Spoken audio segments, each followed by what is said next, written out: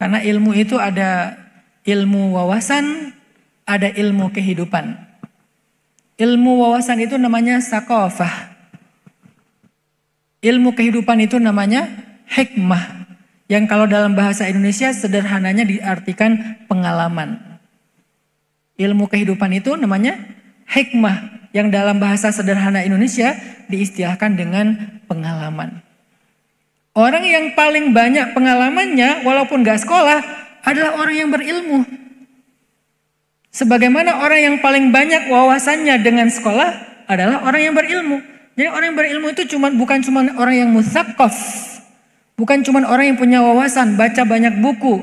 Atau mungkin punya banyak referensi, gelarnya tinggi. Tapi juga ada yang namanya orang yang berilmu dengan ilmu hikmah diberikan oleh Allah lewat pengalaman-pengalaman hidup. Atau dalam istilah yang lain, ada ilmu yang namanya ilmu al-muktasab. Ada lagi ilmu namanya al-mauhub. Al-muktasab istilah lainnya al-kasabi.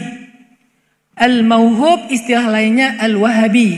Tapi ini beda dengan aliran ya. Al-muktasab, al-kasabi, al-mauhub, al-wahabi, al-thaqafah, al-hikmah. Ini dua pembagian ilmu.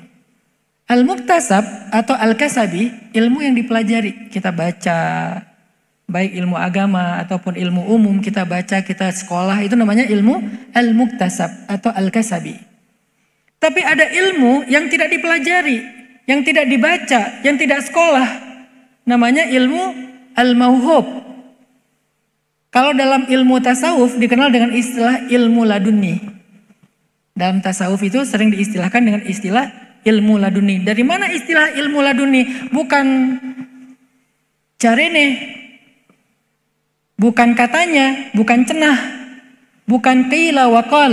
Kalau dalam bahasa Arab qila wa qal, bukan. Cari sopo. Kok ada yang namanya ilmu laduni? Gak bahaya tah? Istilah ilmu laduni.